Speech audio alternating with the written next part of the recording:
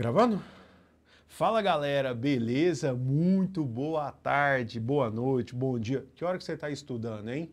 Vamos resolver algumas questõezinhas de química aqui da Unifimes, Campos Mineiros de 2020/1, tá bom? Você pode perceber que a minha camiseta tá a mesma da outras resoluções, tá? É porque a gente grava no mesmo dia, várias resoluções, tá bom? Não fica achando que eu uso a mesma roupa todo dia para gravar, não. Vamos lá, galera. O ácido sulfúrico, cuja massa molar é de 98 gramas por mol, é um dos insumos mais consumidos pela indústria química, essencial na produção dos componentes de fertilizantes, na fabricação de explosivos, nas reações de refino de petróleo, blá blá blá blá blá blá blá blá blá. Letra A. Considerando a localização da tabela periódica dos elementos situados no mesmo grupo, família dos elementos presentes na molécula do ácido sulfúrico, cite qual deles possui maior potencial de ionização. Escreva a fórmula estrutural do ácido sulfúrico. Então a gente tem que falar o seguinte, ó. Primeiro, nós temos o enxofre, deixa eu colocar aqui para desenhar. Nós temos aqui um enxofre, essa aqui é a fórmula estrutural, tá bom? Do ácido sulfúrico. Bom, galera, seria muito bom para eu poder comentar sobre essa molécula. Antigamente, na época que era muito tempo atrás, os professores ensinavam, os professores de química, que essa ligaçãozinha bem aqui, ó, era uma ligação chamada ligação dativa, tá bom? E essas ligações dativas, hoje em dia, não se usam mais esse termo. A gente usa o termo hoje, ligação covalente normal. E a gente explica isso aí com um processinho chamado de excitação de elétrons e expansão do octeto. Tem casos que o enxofre vai fazer duas ligações, como é o caso até do ácido sulfídrico, que é esse casinho aqui. Mas tem um caso que o enxofre está fazendo 6 ligações covalentes. Tudo isso porque ele é da família 6. E aí, quando ele não é o elemento mais eletronegativo, ele pode sofrer expansão do octeto. E essa expansão do octeto faz com que ele compartilhe elétrons e fique estável com 12 elétrons na camada de valência. Isso tudo porque ele tem até o subnível D na camada de valência, podendo ampliar o seu repertório aí de ligações, tá bom? Então isso aqui era até bom a gente comentar sobre isso. Bom, ele falou o seguinte, olha, ele tem um detalhe extremamente importante aqui, porque ele falou H2 e SO4. De todos esses três elementos, o que tem maior potencial de ionização e que é perda de elétrons é o hidrogênio. Tanto é que o processo chama ionização, é o ácido. Só que o detalhe que ele me falou foi o seguinte, ó, dos elementos situados no mesmo grupo da família. Ou seja, então só tenho que observar os dois elementos que fazem parte da mesma família. E os dois elementos que fazem parte da mesma família é o enxofre e o oxigênio. Ambos são calcogênios. E se você olhar na tabela periódica, começa a família com o oxigênio e logo embaixo temos o enxofre. Então eles fazem parte da mesma família ou grupo. E aí eu tenho que fazer uma comparação entre os dois. Qual deles que tem o maior potencial de ionização? Sempre quem tem maior potencial de perda de elétrons, no caso de se transformar um íon e que seja um cátion, cara, é sempre o elemento mais eletropositivo. Ou seja, o menos eletronegativo naquela fila. Ó, lembra do fui ontem no Clube Brasil e só comi pão com hambúrguer? Cara, olha onde está o oxigênio e olha onde está o enxofre nessa fila aqui, ó. Essa fila do pão com hambúrguer. Cara, o oxigênio é muito mais eletronegativo. O oxigênio só vai ficar positivo em algum momento se ele estiver se ligando ao flúor. Porque só existe ele de elemento mais eletronegativo que o oxigênio. Tanto é que o oxigênio, quando ele se liga a todos os outros elementos, ele fica de caráter negativo. A tendência maior é que o oxigênio se transforme em ânion e não em cátion. Tá bom? Lembrando, ó, potencial de ionização ou energia de ionização é para que um elemento perca elétrons, se transforme num cátion. Para um elemento ganhar elétrons, a gente chama isso de eletroafinidade ou afinidade eletrônica. Isso é uma propriedade da tabela periódica. Beleza? Vamos para a letra B. Uma bateria de automóvel contém 800 ml de solução aquosa de ácido sulfúrico, 5 mol por litro.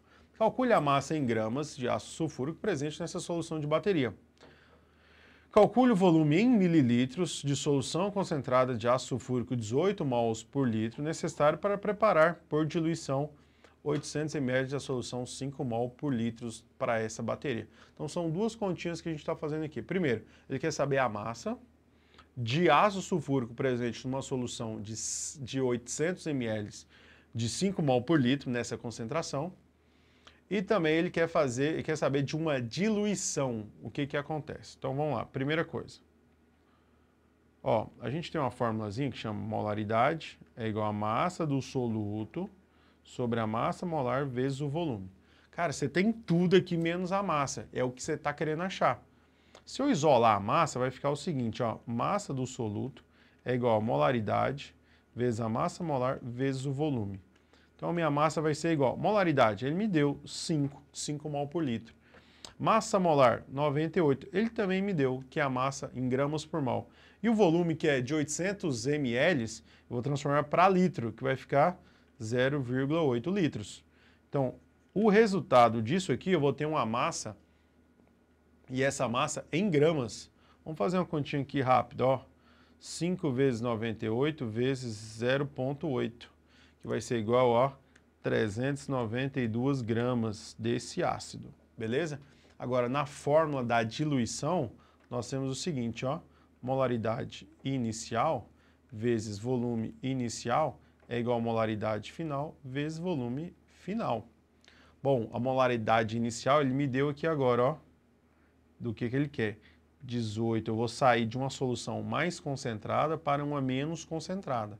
Então, temos 18. O volume inicial é o que eu quero saber quanto de ml ou de litros ou de volume dessa solução concentrada eu preciso para fazer uma diluição para chegar numa concentração de 5 mol por litro e 800 ml. Se eu colocar 800 ml aqui, eu vou ter o meu resultado do volume em ml. Se eu colocar aqui em litro, eu vou ter o resultado do meu volume em litro. E aí compensa você voltar para saber se ele te pediu essa unidade. Ó, calcule o volume em mililitros. Então você não precisa fazer a conversão para litros, tá bom? Sempre compensa voltar no comando da questão para você observar qual unidade de medida ele te pediu. Então eu já vou deixar aqui, ó. Volume inicial vai ser 5 vezes 800 dividido por 18. Você vai chegar num volume de mililitros. Então vamos lá, ó. 5 vezes 800 vai ser 4.000 dividido por 18 vai ser 222,22 mililitros, que é em ml. E aí você matou a questão em duas continhas básicas. Fechou? Então matamos aí a letra A e a letra B. Vamos para a próxima questão. Na ficha de informação de segurança do produto químico, lê-se que altas concentrações de vapores de propeno, que é o C3H6, com ponto de fusão menos 185 graus Celsius e ponto de ebulição de menos 48 graus Celsius, podem provocar dor de cabeça, tontura e vômitos, e ainda que o contato desses vapores com a pele pode causar queimaduras por congelamento. Em que estado físico o propeno se encontra a menos 150 graus Celsius? Em que estado físico o propeno se encontra a menos 30 graus Celsius? Então vamos colocar o seguinte, ó. Cara, eu sempre gosto de fazer isso aqui, ó, para ficar bem didático para a gente. Ponto de fusão, ele colocou aqui a menos 185 graus Celsius. Então, abaixo disso aqui, ele está sólido. Ponto de fusão é o ponto de passagem do estado sólido para o estado líquido. Então aqui, ó, quer dizer que nesse estado aqui, ó, nesse intervalo, ele está líquido. E aqui nós temos o ponto de ebulição. O ponto de ebulição nosso aqui, ele nos disse que é menos 48 graus Celsius. Então, acima disso, ele está no estado gasoso. Cara, então você já tem aí, ó, a sua ideia de 3 estados físicos da matéria, só com essas duas informações. E aí a gente vai atribuir o seguinte, ó, menos 150. Onde que está o menos 150? Menos 150 está aqui no meio. Está entre menos 185 e menos 48.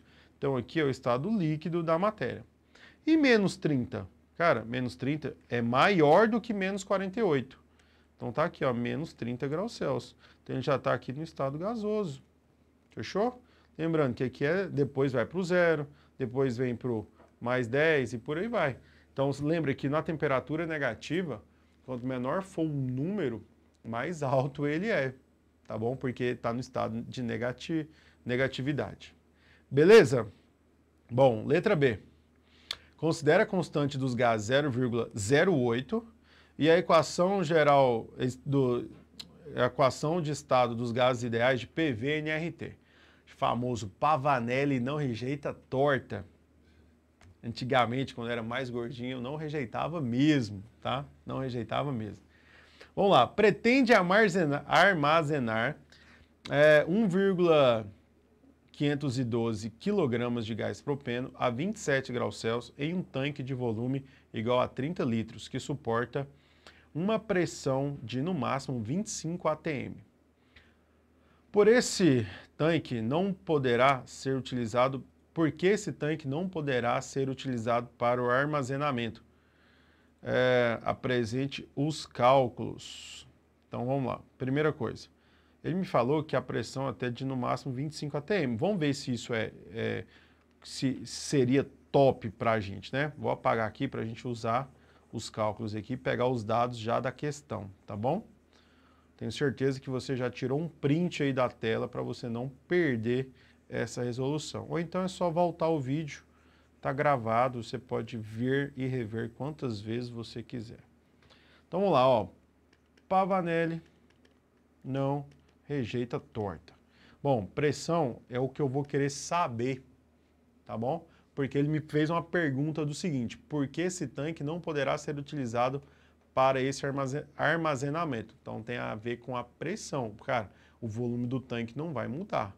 A temperatura também não vai mudar nesse sentido aí, porque ele me deu uma temperatura específica. Então, provavelmente a pressão que a gente vai ter nesse sistema vai ser maior, porque ele me falou que uma pressão de no máximo, ele suporta no máximo 25 atm. Se a pressão que a gente achar que for maior, a gente está provando por que esse tanque não poderá ser utilizado para esse armazenamento. Então, eu vou achar a pressão, vai ser a minha incógnita. E eu vou fazer a comparação com o resultado final. Volume, ele me deu um volume de 30 litros. Número de mols, ele não me deu o número de mols, mas ele me deu a massa. Ele me deu a massa e me deu aqui, ó, também a fórmula molecular. A fórmula molecular seria o quê? Ó, o carbono, C3H6. O carbono é 12, o hidrogênio é 1. Então seria 3 vezes 12, 36, mais 6 do hidrogênio seria 42. Então aqui seria uma massa de, ó, vou colocar aqui 42 gramas por mol. E aqui vai ser 1.512 gramas. Para a gente achar aqui 42. Por que eu transformei de quilograma para grama? Porque a minha massa molar está em gramas por mol, não em quilogramas por mol. E aqui a unidade estava em quilogramas, então eu preciso fazer uma conversão. Para transformar de quilogramas para gramas, é só multiplicar por 1.000, que foi o caso que eu fiz aqui. Constante dos gases, 0,08, que ele me deu aqui arredondado já, vezes a temperatura em Kelvin. Temperatura em Kelvin, para você transformar de Celsius para Kelvin, é só somar 273. Então é 27 mais 273, que costuma dar 300. Olha o que a gente vai fazer aqui agora, ó. Tá vendo que aqui está 30 e aqui está 300? Eu posso simplificar, porque é uma multiplicação, então já vou deixar multiplicado aqui só por 10. Então eu vou ter que a minha pressão vai ser igual, ó, 10 vezes 0,08 vezes 1.512 dividido por 42. Cara, a pressão nossa aqui vai ser de 28,8 atm.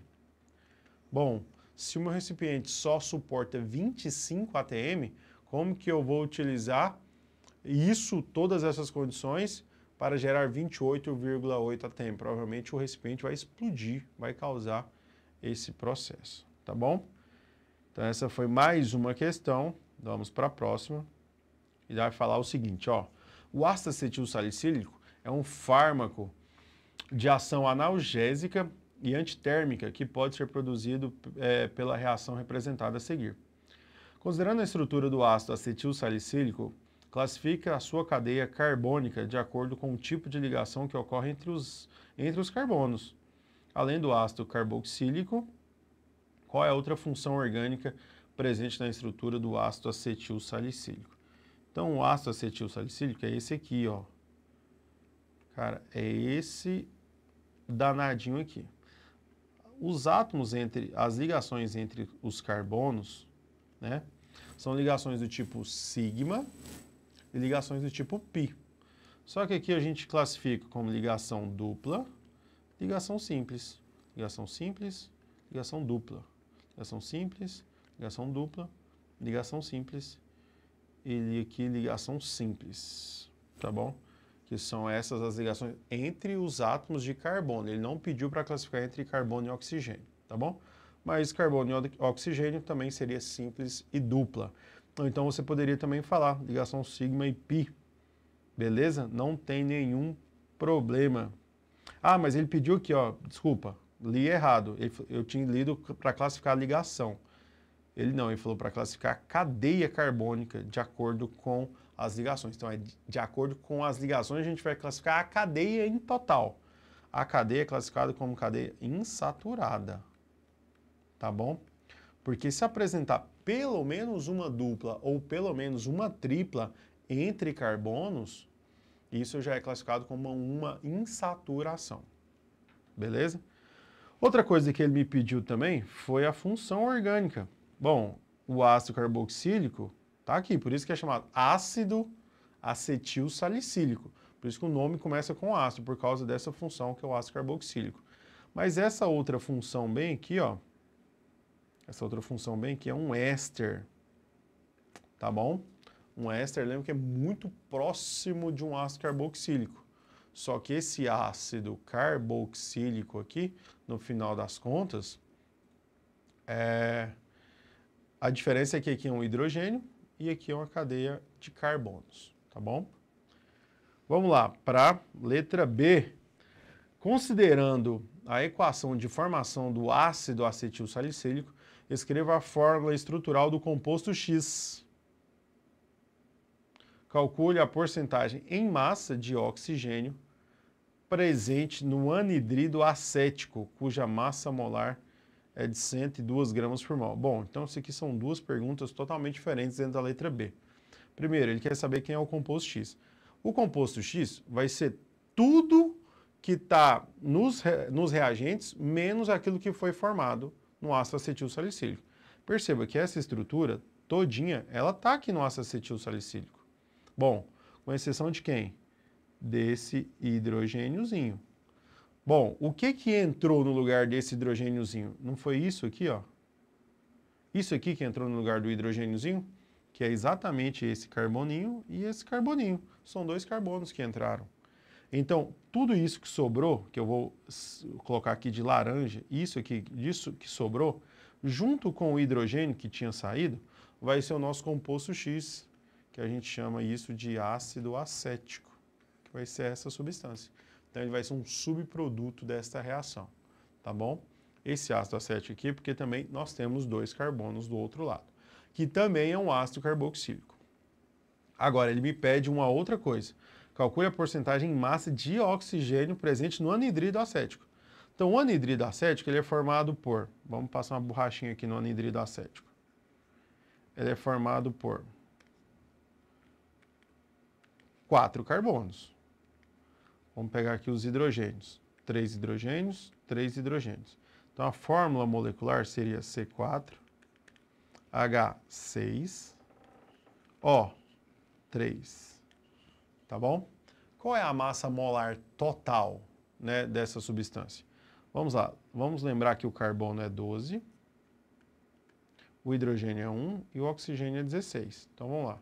4 vezes 12, aqui vai dar 48. E aqui vai dar 6.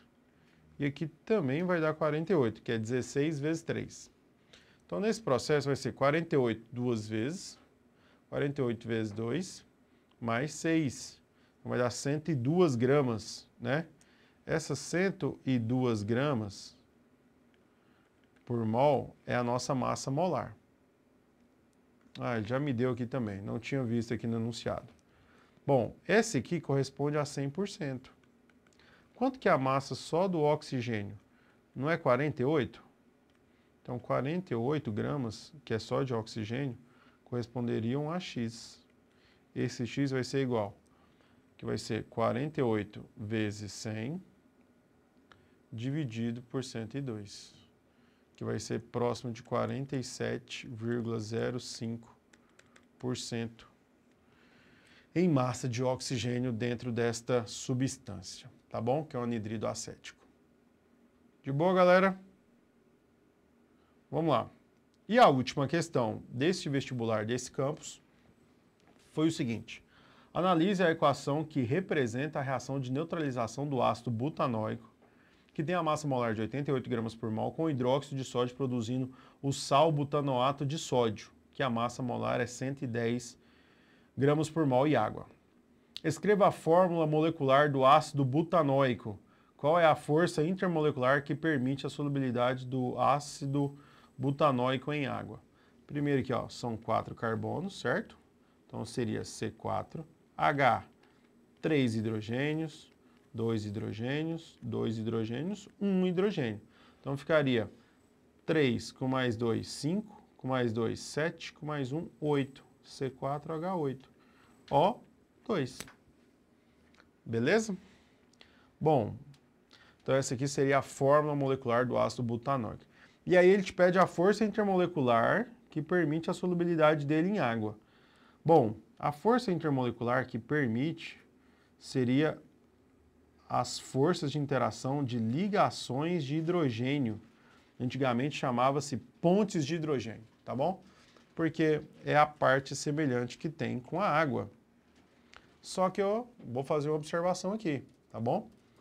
O ácido butanóico, ele é o primeiro que a gente chama de ácido graxo, tá? Essa questão aqui até poderia caber recurso com um nível de aprofundamento maior. Um ácido graxo é aquele que possui no mínimo 4 carbonos, num ácido monocarboxilado, ou seja, que só tem um grupo funcional de ácido carboxílico, e isso o considera insolúvel na água, completamente insolúvel na água, mesmo tendo essa força de interação intermolecular, tá bom?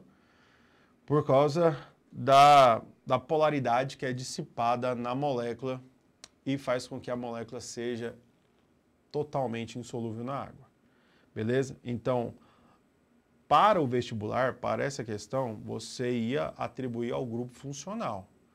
Mas se você é aquele aluno que estudou isso de uma maneira mais aprofundada, poderia te confundir.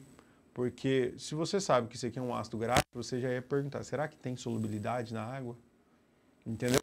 Então, é uma questão que em algum momento poderia caber recurso. Letra B. Suponha que essa reação tenha ocorrido com 440 gramas de ácido butanóico impuro e que tenham formado 440 gramas de sal. Calcule o grau de pureza do ácido butanóico considerado aí. Bom, primeiro, aqui o ácido butanóico, a massa molar para 1 mol dele é de 88 gramas, certo? E aqui a gente sabe que forma 110 gramas de um ácido, de um sal agora, né? Que é o butanoato de sódio. Bom, só que aqui ele formou 440 gramas de sal. Bom, quanto que tinha de ácido para formar isso aqui? Isso considerando que não havia outra coisa na amostra, que o rendimento é de 100%. Então eu posso cortar esse zero com esse zero e ficaria 44 vezes 88, dividido por 11. Então, teríamos aqui uma quantidade de ácido de 352 gramas. O que quer dizer isso para a gente? Quer dizer que eu tinha lá uma amostra, e uma parte dessa amostra era 352 gramas de ácido. E o resto? O resto é outra coisa, que não entrou na reação. Então, ele está querendo saber, calcule o grau de pureza. Então, nós temos aqui ó, que 440 gramas desse ácido impuro, ele representa 100% da minha amostra. Mas eu sei que dentro desses 440, apenas 352 gramas são de ácido de verdade. Então, esse Y aqui nosso vai ser 352 vezes 100 dividido por 440. Então, vai ser uma pureza de 80%, tá bom? Desse reagente. Beleza, galera? Alguma dúvida? Espero que tudo tenha ficado bem explicadinho para vocês. Qualquer coisa, me procura aqui no Statera para a gente trocar uma ideia. Valeu!